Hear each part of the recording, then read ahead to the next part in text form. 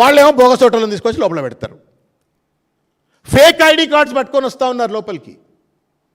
Fake ID cards check చేయండి అయ్యా, checking లేదు, పికింగ్ లేదు. బూత్లో కూర్చున్న ఏజెంట్లను तुम्हारे टांग तोड़ देते, हाथ पांव काट देते, 5 बजे के बाद आप लोग घर में रहते ना సో దబ్ దేఖ్ లేంగే ఇట్లా బెదిరిస్తున్నారు. మేము పోయి చెప్పినాం, ఇగో ఇట్లా బెదిరిస్తున్నారు, ఆడోళ్ళను కూడా వదిలిపెట్టకుండా బెదిరిస్తున్నారు, మీరు దయచేసి చర్యలు తీసుకోండి అంటే పోలీస్ నిమ్మకు నీరెత్తినట్టు ఉంటుంది. Many sensitive booths Harish Rao గారు బూత్ బై బూత్ ఇది సెన్సిటివ్ బూత్ అని చెప్పని ఐడెంటిఫై చేస్తూ చీఫ్ ఎలక్షన్ కమిషన్కు సబ్మిట్ చేసినారు. బాధ్యత ఏంటి? బాధ్యత ఉన్న పోలీస్ యంత్రాంగం, ఎన్నికల కమిషన్ ఏం చేయాలా? Which ever is the sensitive booth అక్కడ మ్యాసివ్ పోలీస్ ఫోర్స్ను డిప్లాయ్ చేయాలా. నువ్వు మ్యాసివ్ ఫోర్స్ డిప్లాయ్ చేయమంటావా అని చెప్పని స్కాంటీ ఫోర్స్ను అక్కడ కనీసం 4-5 పోలీసులు కూడా పెట్టినట్టు ఒక పరిస్థితి. మా మీద కూడా ఆర్ఎస్ ప్రవీణ్ కుమార్ గారు మేము షేక్పేట్లో ఒక ప్రాంతానికి పోతే పెద్ద ఎత్తున మా పైన కూడా దాడికి వచ్చే ప్రయత్నం చేసిండ్రు. మా ఈశ్వరుని దగ్గరికి టోలీ చౌకీ దగ్గర దాడి చేసే ప్రయత్నం చేసిండ్రు. తట్టుకున్నాం, ధైర్యవస్తులం కాబట్టి నిలబడ్డాం. కానీ చెప్పేది ఏంటి అంటే ప్రజాస్వామ్యంలో ప్రజలకు స్వచ్ఛంగా స్వేచ్ఛాయుతంగా వచ్చి వాళ్ళు ఓట్లేసేటువంటి ఒక వాతావరణం కల్పిస్తుంది ఎన్నికల కమిషన్ అండ్ పోలీస్ యంత్రాంగం. లేదు రౌడీజం గుండాయిజాన్ని పెంపొందించి ఇలా బోగస్ ఓటర్లను ప్రమోట్ చేస్తారా? మీరు వీడియోస్ చూడండి, రేపు పొద్దుగాల మీరు సోషల్ మీడియాలో కనబడతాయి, వేల వీడియోలు కనబడతాయి. కుప్పలు నో చెకింగ్. చెక్ చేయమన్నందుకు మా పైన దాడి, చెక్ చేయమన్నందుకు పావనిగౌడ్ పైన దాడి, లేకపోతే మిగతా వడ్డీరాజు రవిచంద్ర ఇటువంటి వాళ్ళపైన దాడి. ఇంత చిల్లర ఎన్నిక బహుశా తెలంగాణలో నేను ఈ 12 సార్లు పోటీ చేసిన ఈశ్వరన్ననో 5-6 సార్లు 7-8 సార్లు పోటీ చేసిన మా లక్ష్మణ్ అయితే చూసి ఉండకపోవచ్చు జీవితంలో. ఓ చిల్లర సంస్కృతి ఇది. అండ్ ఇదే కనుక కొనసాగినట్టయితే ఇంకా భవిష్యత్తులో ఎన్నికలు అవసరం లేదు. ఇక ఎన్నికల కమిషన్కు కాంగ్రెస్కు ఏం సంబంధం? ఇది ఎన్నికల కమిషన్కు కాంగ్రెస్కి ఏం సంబంధము? ఎట్లా కొలియుడు అవుతారు మీరు? ఎందుకు 20 కంప్లైంట్లు ఇచ్చినా ఒక్క చర్య కూడా తీసుకోరు మీరు? బిర్యానీ పొట్లాలలో డబ్బులు పంచుతున్నారా నాయన?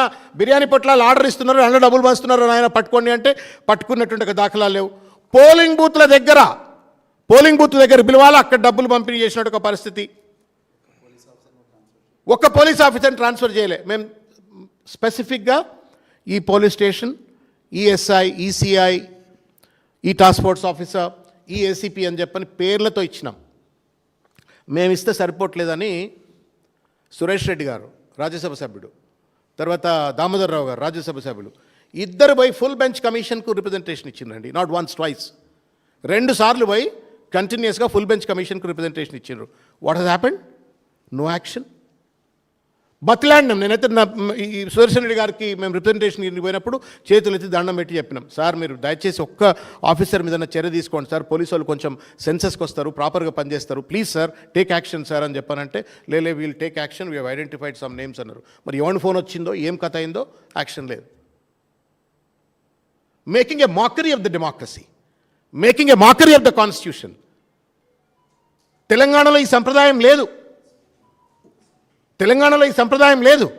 రేవంత్ రెడ్డి వాళ్ళ రాయలసీమ సంప్రదాయమా, బీహార్ సంప్రదాయమా, ఉత్తరప్రదేశ్ సంప్రదాయమా, ఏం పట్టుకొచ్చి తెలంగాణను ఏం చేయదలుచుకున్నాడు, ఈ ప్రభుత్వం ఏం చేయదలుచుకున్నది, దానికి మద్దతుగా పోలీసులు ఎట్లుంటున్నారు, ఎన్నికల సంఘం ఎట్లుంటుందని చెప్పని వీళ్ళ బాధ కలుగుతుంది.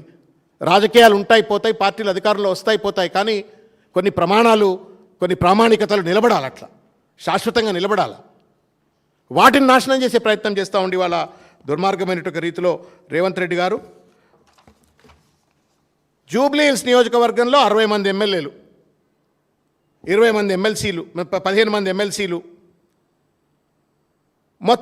ఇవాళ మొత్తం గల్లీ తిరిగిండు రేవంత్ రెడ్డి ప్రచారంలో భాగంగా. ఇవాళ ఒక్కరోజు బయటకు వెళ్ళలే బిడ్డాడు.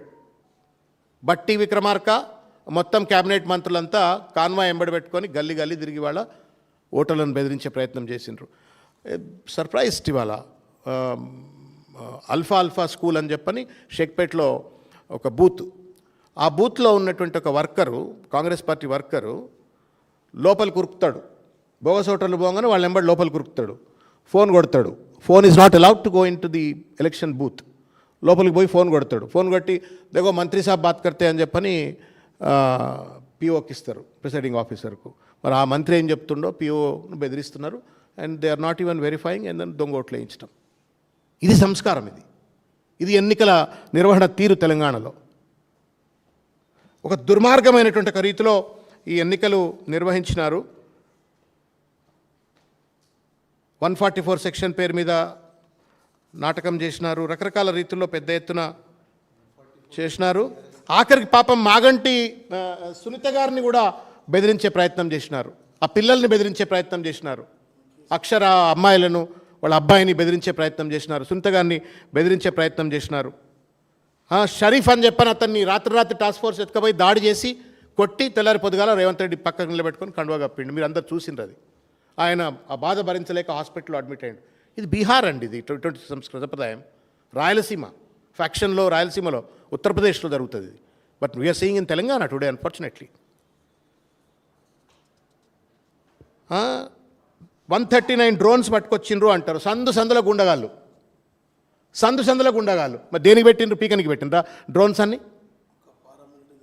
పారామిలిటరీ ఫోర్సెస్ పెట్టండి అని నెత్తి మీద నోరు పెట్టుకొని అడిగినాం మేము. No paramilitary force, no police. మొత్తం యంత్రాంగం అంతా కూడా ఇవాళ ప్రభుత్వానికి పేరోల్ మీద ఉన్నట్టుగా వ్యవహరించినారు. అదేదో కాంగ్రెస్ పార్టీ పేరోల్ మీద ఉన్నట్టుగా, రేవంత్ రెడ్డి గారి పేరోల్ మీద ఉన్నట్టుగా ఎన్నికల సంఘాధికారులు తర్వాత పోలీసులు వ్యవహరించినారు. ఈ వైఖరి ప్రజాస్వామ్యాన్ని కూని చేసేది, రాజ్యాంగాన్ని కూని చేసేందుకు ఒక విషయాన్ని తెలియజేస్తూ చివరిగా ఒక్క విషయం. ప్రజలు ఇంత పెద్ద ఎత్తున దాష్టికాలకు పాల్పడ్డప్పటికీ కూడా, కుట్రలు, కుతంత్రాలు, కక్షలు, కార్పణ్యాలు, డబ్బులు, రౌడీయిజం, బెదిరింపులు ఇన్ని చేసినప్పటికీ కూడా ప్రజలు పెద్ద ఎత్తున కేసీఆర్ గారిని కోరుకున్నారు, కేటీఆర్ గారిని కోరుకున్నారు. ఎట్టి పరిస్థితుల్లో బీఆర్ఎస్ పార్టీ గెలవాలా అని చెప్పని కోరుకున్నారు. హమ్కు దోకా హువా హై అని చెప్పని ముస్లిమ్స్ నుండి మొదలుకుంటే సబ్బండ వర్గాలు చెప్పినారు. క్యా సోచ్కే ఓటు దాలే, క్యా హో గయా, ఇస్కు ఏక్ సబక్ సిఖానా అని చెప్పని వాళ్ళు ఇవాళ ఓట్లు వేసినట్టు ఒక తీరు మాకు చాలా సంతోషం కలిగించినట్టు ఒక పరిస్థితి. ప్రజలందరూ కూడా ఇవాళ బీఆర్ఎస్ వైపు మళ్ళా ఫేవరబుల్గా ఓట్ చేసినారు. తప్పనిసరిగా ధర్మం గెలుస్తుంది, భగవంతుడు మా పైన ఉన్నాడు, భగవంతుడి దయతోటి, ప్రజల యొక్క ప్రేమ అభిమానాలతోటి తప్పనిసరిగా ఈ ఎన్నికల్లో గెలుస్తామని చెప్పని నమ్ముతా ఉన్నాం.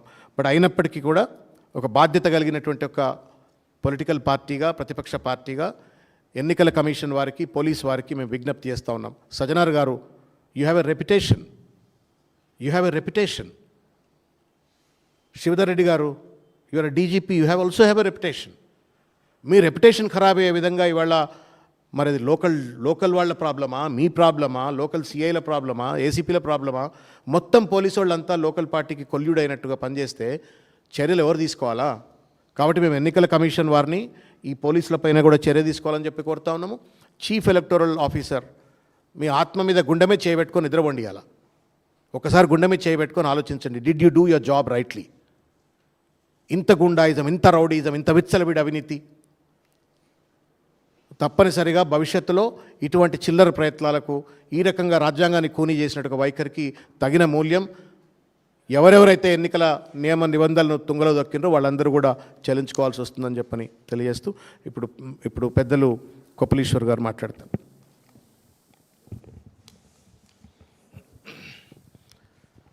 మీడియా మిత్రులకు నమస్కారం.